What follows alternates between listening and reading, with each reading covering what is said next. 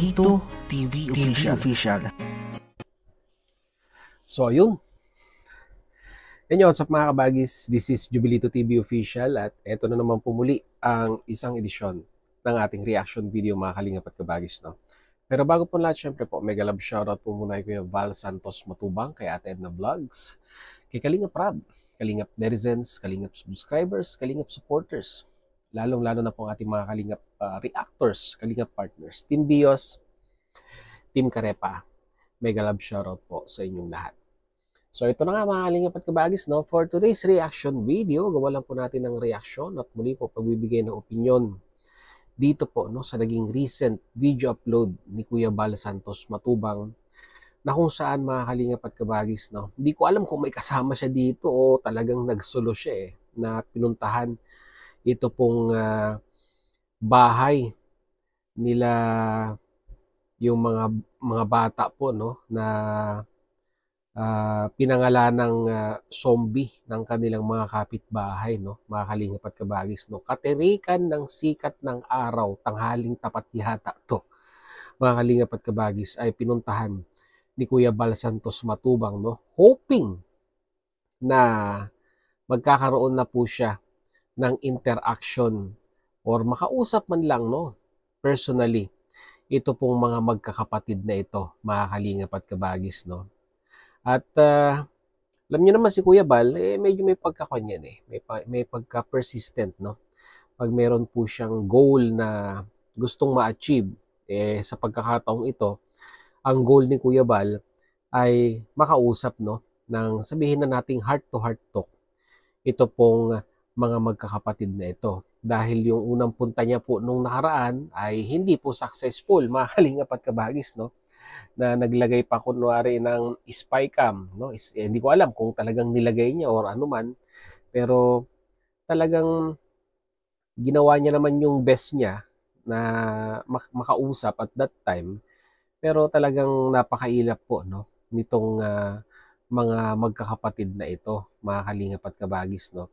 At sa pagkakataong ito, hoping yung mama na kumbaga gumawa ng panibagong taktika, no, itong si Kuya Val para makausap ito pong mga batang ito, pero parang hindi umubra, mga Kalingap at kabagis, no.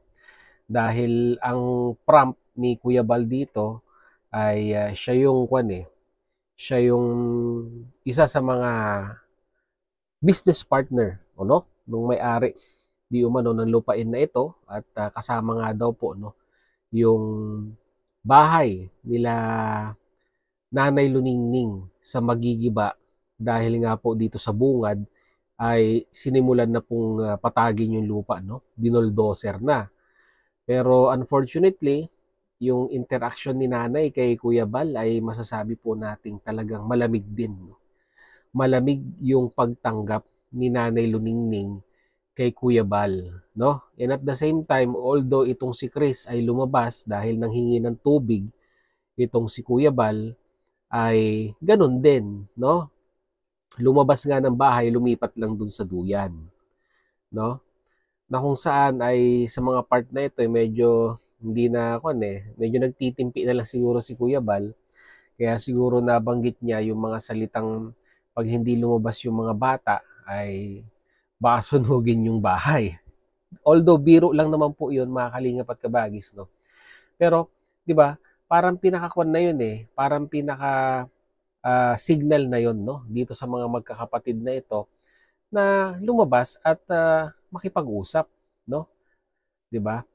Makipag-usap kay Kuya Val, no? As a sign of respect, kung sino mang bisita or sino mang tao na pupunta diyan ay dapat lumabas at makihalubilo, no? Hindi yung magtatalukbong ng kumot at hindi haharapin kung sino man yung bisita. Although parang hindi naman ito nangyayari pag sila Kalingap Rab ang pumupunta dito, pero bakit ganito? Parang ang lamig ng pakikitungo. Pati yung nanay, pati si Nanay Luningning. Luningning ba?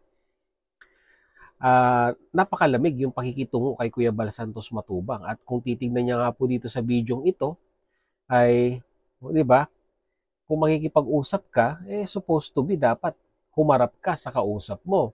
Pero itong si nanay, habang kinakausap si Kuya Bal, ay nandoon sa kalawakan or doon po sa kung saan nakatingin ito pong nanay nila, mga kalingap at kabagis. At nakataas pa ang paa. Which is, para sa akin po, is very unethical, no? Mga kalingap at kabagis, kung meron ka pong kausap na bumisita dyan po sa bahay ninyo, no? So, dati, napaka-positibo ko po, no? Napaka-positibo ko po dito sa pamilyang ito. Hoping na mababago yung kanilang pakikitungo. Pag sila ay pumupunta, sila Kalingap Rab, pumupunta, dinadala sila sa, di ba, para pakainin, pipinapasyal sa mall, mga ganung bagay, mga Kalingap at kabagis, no? Pero, bakit habang tumatagal, ay parang lumalala na, no? Lumalala na po yung the way kung paano po makitungo itong pamilyang ito sa mga taong gustong tumulong sa kanila, mga Kalingap at kabagis, no? 'Di ba? Ang nakakalungkot lang dito yung huling vlog ni Kalingap Rab, no, na kung saan ay dinala na nga sila sa medyo sabihin na nating kainan na sabihin na nating makakapag-adapt or sabihin na nating mas madaling ma-recognize ng mga magkakapatid.